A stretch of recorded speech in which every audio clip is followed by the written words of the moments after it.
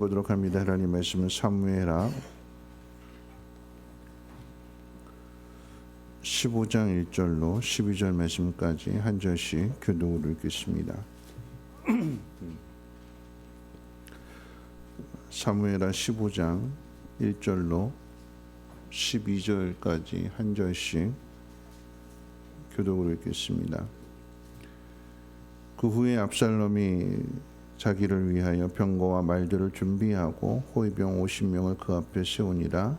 압살롬이 일찍이 일어나 성문 길 곁에 서서 어떤 사람이든지 송사가 있어 왕에게 재판을 청하러 올 때에 그 사람을 불러 이르되 너는 어느 성읍 사람이느냐 하니 그 사람의 대답이 종은 이스라엘 아무 지파에 속하였나이다 하면 압살롬이 그에게 이르기를 보라 내 일이 옳고 바르다마는 내 송사를 들을 사람을 왕께서 세우지 아니하셨다 하고 또 압살롬이 이르기를 내가 이 땅에서 재판관이 되고 누구든지 송사나 재판할 일이 있어 내게로 오는 자에게 내가 정의 베풀기를 원하노라 하고 사람이 가까이 와서 그에게 절하려 하면 압살롬이 손을 펴서 그 사람을 붙들고 그에게 입을 맞추니 이스라엘 무리 중에 왕께 재판을 청하러 오는 자들마다 압살롬의 행함이 이와 같아서 이스라엘 사람의 마음을 압살롬이 훔치니라. 4년 만에 압살롬이 왕께 아뢰되 내가 여호와께 소원한 것이 있사오니 청하건대 내가 헤브론에 가서 그 소원을 이루게 하소서. 당신의 종이 아람 그스레에 있을 때에 서원하기를 만일 여호와께서 반드시 나를 예루살렘으로 돌아가게 하시면 내가 여호와를 섬기리이다 하였나이다. 왕이 그에게 이르되 평안히 가라 하니 그가 일어나 헤브론으로 가니라. 이에 압살롬이 정탐을 이스라엘 모든 지파 가운데에 두루 보내 이르기를 너희는 나팔 소리를 듣거든 곧 말하기를 압살롬이 헤브론에서 왕이 되었다 하라 하니라. 그때 청함을 받은 200명이 압살롬과 함께 예루살렘에서부터 헤브론으로 내려갔으니 그들은 압살롬이 꾸민 그 모든 일을 알지 못하고 그저 따라가기만 한 사람들이라. 제사 드릴 때 압살롬이 사람을 보내 다윗의 모사 길로 사람 아이도벨을 그의 성읍 길로에서 청하여 온지라. 반역하는 일이 커가매 압살롬에게로 돌아오는 백성이 많아지니라. 아멘. 오늘 읽은 이 본문의 이야기의 주인공은 압살롬입니다. 압살롬을 이렇게 성경이 소개하는 이유는 다윗과 한번 대조해 보면서 보라라고 하는 의미가 되는데요. 다윗이 밧세바를 범하고 우리아를 죽인 일에 대한 하나님의 심판의 이유는 하나님이 주시지 않은 것을 자기 마음으로 욕심으로 빼앗은 것이라고 하나님 분명하게 말씀하셨습니다. 네가 나한테 구했더라고 하면 내가 이것도 주고 저것도 줬을 텐데 네가 나한테 구하지 않고 또 내가 너에게 준 것으로 만족하지 않고 하나밖에 없는 남의 것을 빼앗았다. 그래서 하나님께서 다윗에게 벌을 내리시는 거지요. 그런데 그 일을 지금 다윗의 아들인 압살롬이 똑같이 행하려고 합니다. 하나님이 압살롬에게 주시지 않은 것을 압살롬이 자기 생각으로 자기 마음으로 아버지 다윗에게서 빼앗겠다라고 하는 것입니다. 즉 아버지를 죽이고 왕이 되겠다라고 하는 거죠. 어제 살펴본 사무엘하 14장 25절로 27절의 말씀은 압살롬에 대해서 소개할 때에 그의 용모가 온 이스라엘 사람 중에 가장 뛰어났고 그 중에서도 그의 머리가 특별히 아름다웠다고 소개합니다. 더 나아가서 그는 아들 셋과 딸 하나를 둔 가정의 가장이었고 그의 딸 다말은 심히 아름다웠다고 소개하고 있습니다.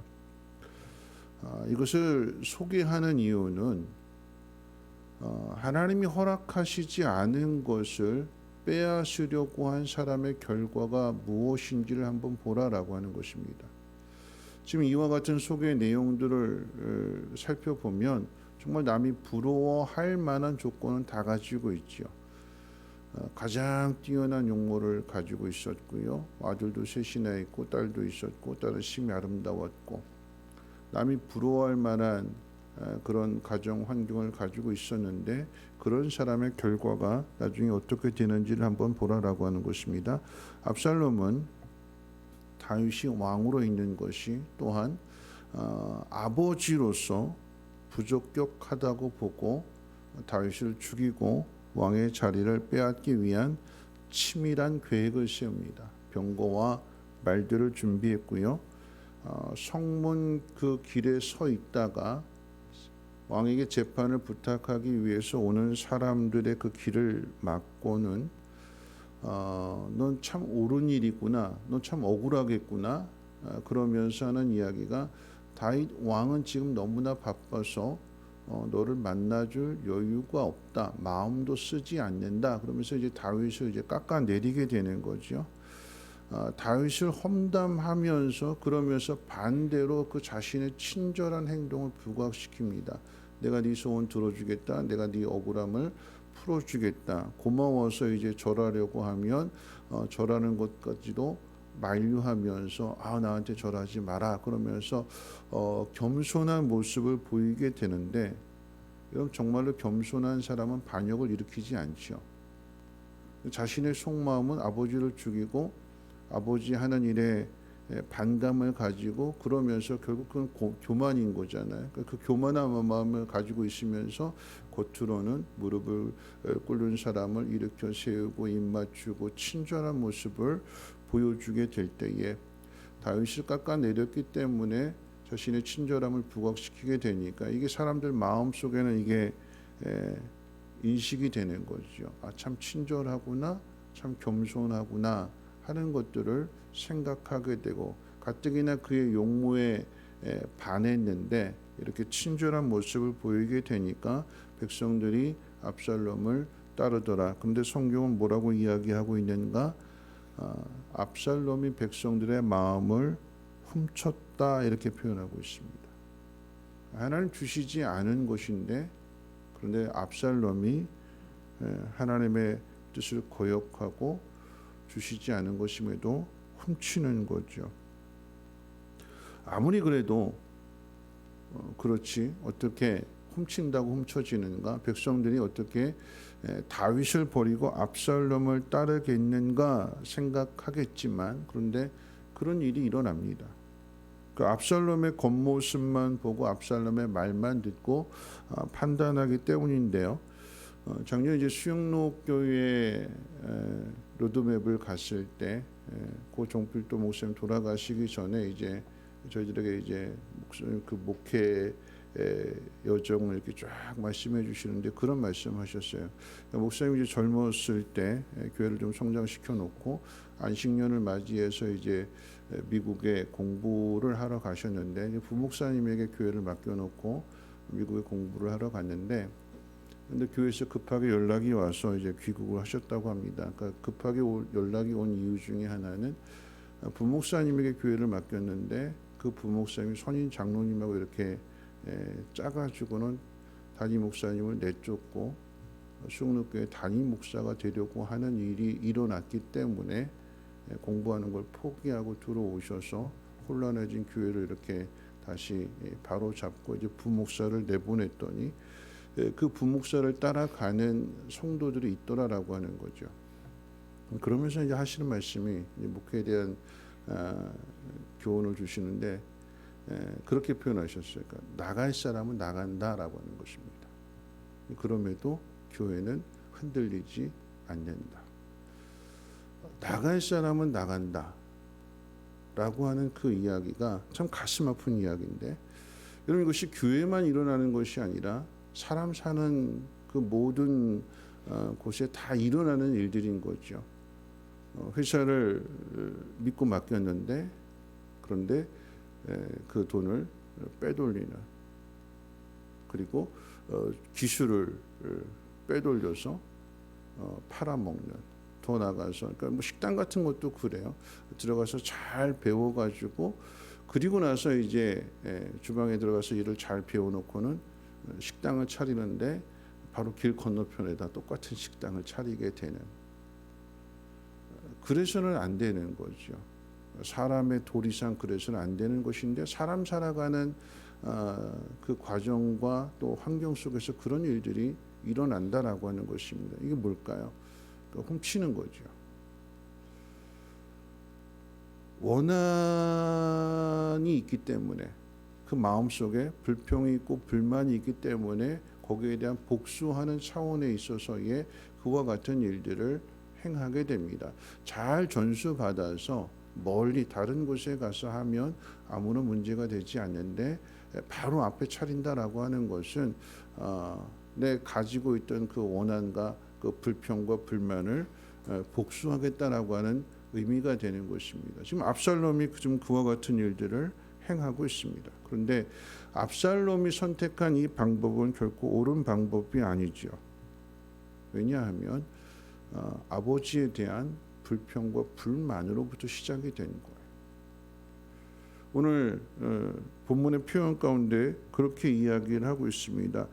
4절 말씀에 보면 우리 같이 한번 읽어볼까요? 4절 말씀입니다. 시작. 또 압살롬이 이르기를 내가 이 땅에서 재판관이 되고 누구든지 송사나 재판할 일이 있어 내게로 오는 자에게 내가 정의 베풀기를 원하노라. 압살롬은 정의를 베푼대요.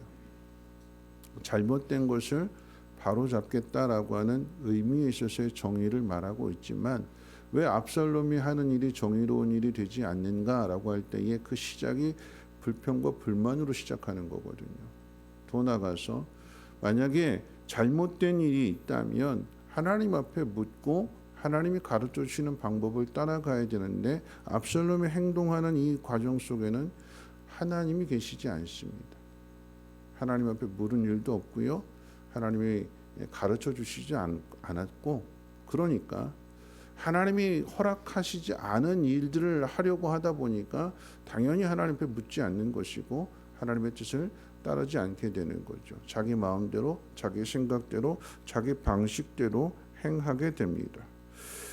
대조가 되는 것이 다윗과 대조가 되는 거예요. 다윗은 젊었을 때 백성들의 인정을 받는 것이 백성들의 마음을 훔친 것이 아니라 사울의 명령에 순종하면서 사랑과 섬김으로 그리고 겸손으로 그 모든 일들을 행하게 될 때에 백성들의 인정을 받았는데 압살롬은 그렇지 않고 다윗의 명을 거역했고 그리고 그 가운데 있어서 백성들의 마음을 빼앗는다라고 하는 것입니다. 반대로 길을 걸어갑니다. 그런데 문제는 거기에 동조하는 사람도 있다라고 하는 거죠.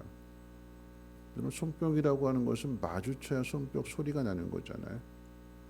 혼자서 손을 휘저으면 그냥 바람 가르는 소리밖에 나지 않습니다. 그런데 누군가 마주쳐주는 손뼉이 함께 있기 때문에 소리가 나게 되는 것인데 백성들이 거기에 동조를 하게 되고 그 중에는 다윗의 모사인 아히도벨도 함께 포함됩니다. 그러니까 아히도벨이 가게 되니까 비유하자면 중직이 가니까 오늘 우리 교회 이야기하는 것이 아닌데 오늘 성경 그대로 이야기한다면 중요한 사람이 가게 되니까 그 모습을 보고 함께 따라가는 사람도 있더라라고 하는 거죠. 그래서 압살롬의 반역이 시작이 되는 것입니다.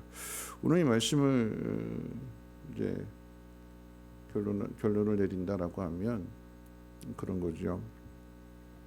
아무리 정의로운 일이라고 할지라도 사람으로부터 시작이 되는 것은 정의가 될 수 없습니다. 여러분 압살롬을 생각해 본다면 그 용모가 뛰어났어요. 매력적입니다.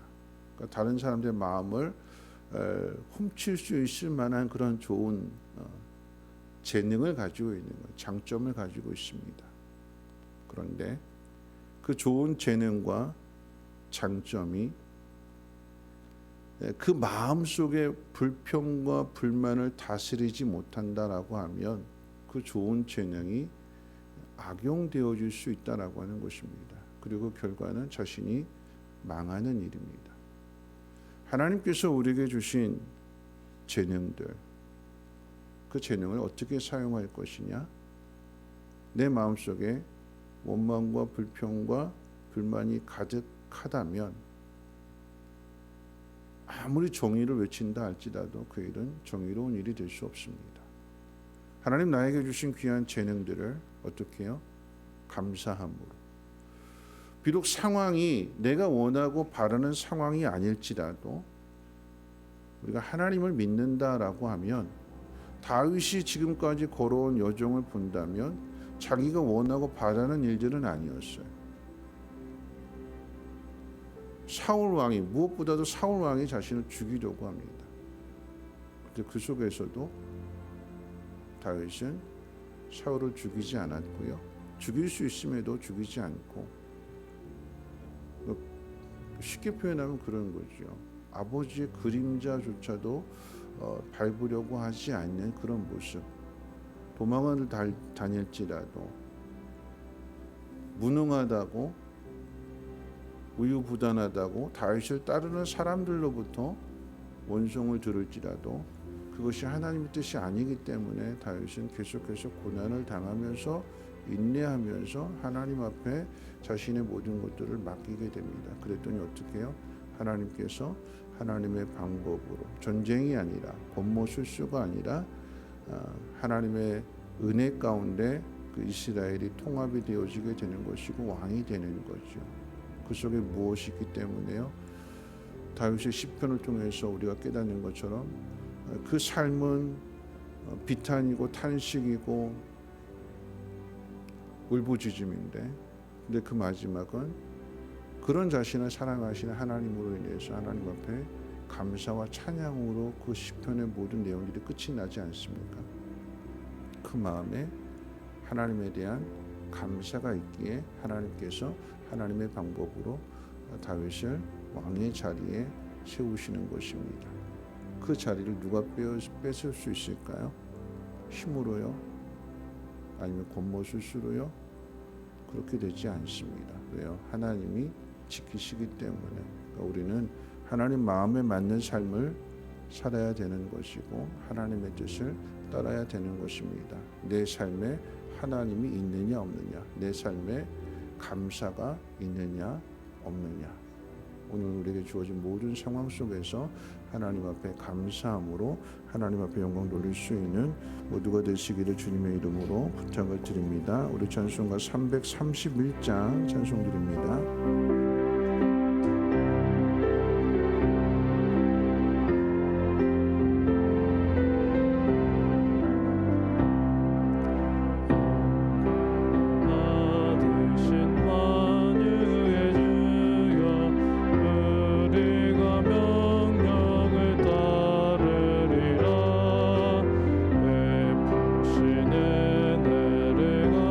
사이 알고 진실한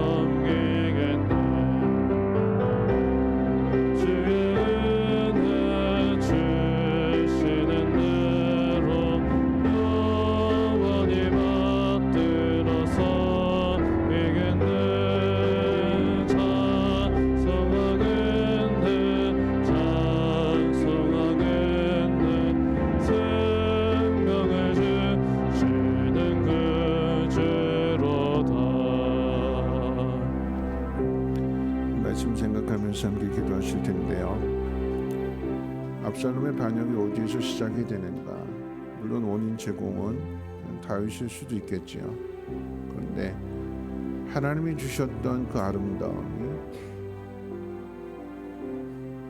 악용이 되어서 하나님 주시지 않은 것임에도 훔치려고 하는 것이 오늘 본문에 등장하는 압살롬의 모습입니다. 오늘 우리에게 주어진 모든 상황들 다윗과 대조해 보면서 생각해 본다면 내게 주어진 상황들이 아무리 힘들고 어려울지라도 우리는 그 속에서 하나님을 찾아야 되는 것이고 하나님이 가르쳐 주시는 그 길을 따라가게 될 때 그 길이 가장 안전한 길이 되고 하나님은 그 모습 속에서 하늘의 복을 내려주시는 것입니다.